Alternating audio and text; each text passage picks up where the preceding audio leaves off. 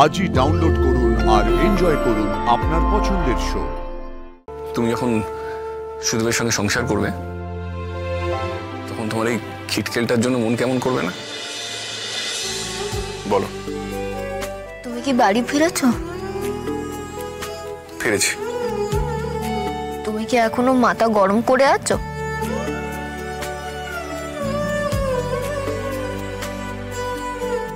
বুঝেছি,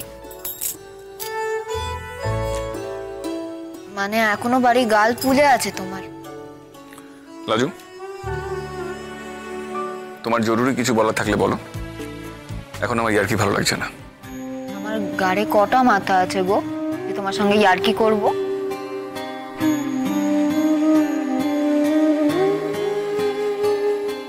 তোমার মতন এমন ভারী গম্ভীর মানুষের সঙ্গে ঠাট্টা করার সাধ্য কি লাজুর আছে? বলো কেন ফোন করেছো? এমনি তুমি বাড়ি ফিরেছো কিনা খোঁজ নিতে। ধরো যদি তুমি আমাকে ফোন করে না পেতে, ধরো যদি তুমি শুনতে আমি আজকে বাড়ি ফিরিনি, ধরো যদি তুমি আজকে শুনতে আমি হারিয়ে গেছি, তুমি কি করতে?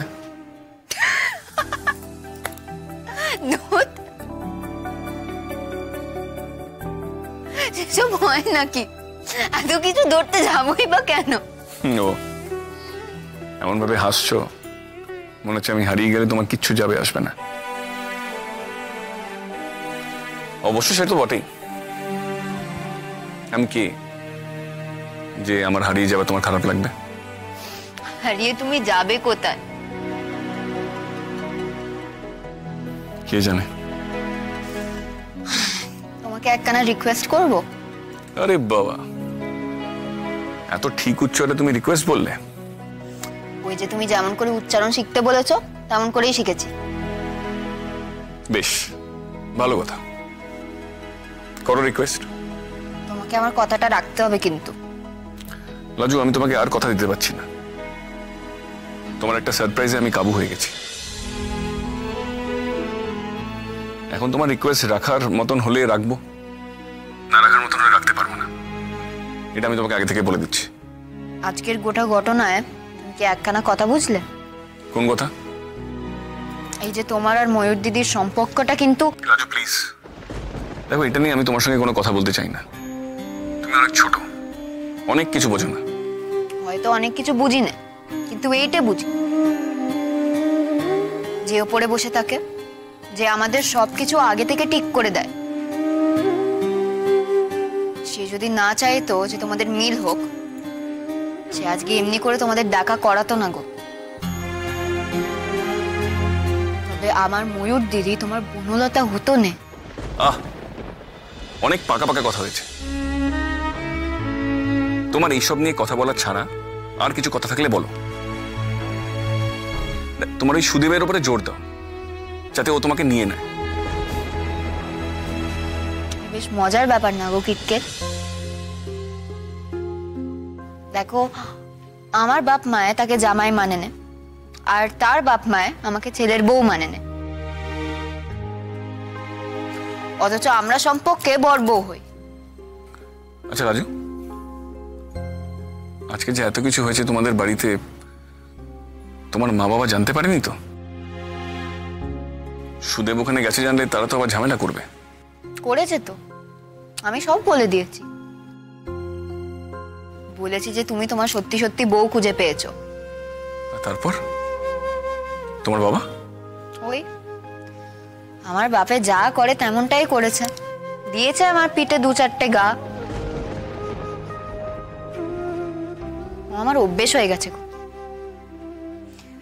তুমি কিন্তু বেশি দেরি করো না গো। তোমার বাড়িতে তো আর আমার শ্বশুর বাড়ির মতন সবাই ঝামেলা করবে না। বাড়ির বউ কোথায় ছিল এতকাল সেসব নিয়ে ময়ূর দিদিকে জ্বালাতন করবে না।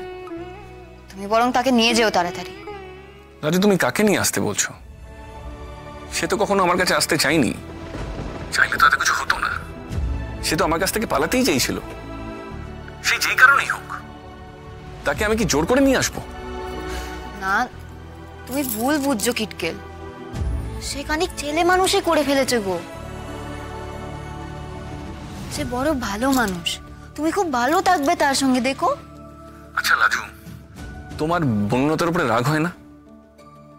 ওর জন্যই তো তোমার আজকের এই অবস্থা।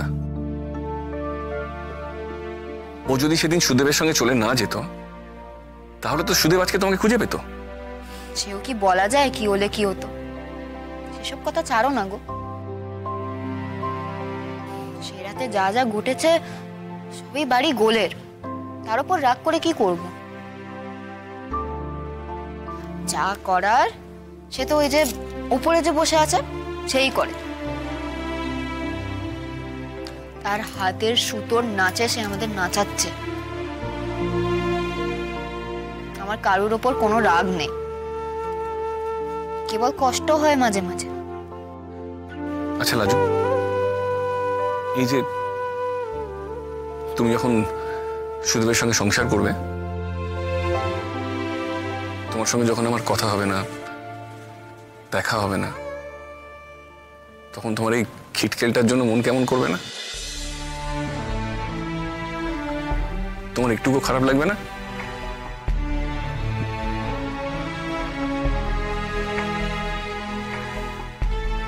কে জানে।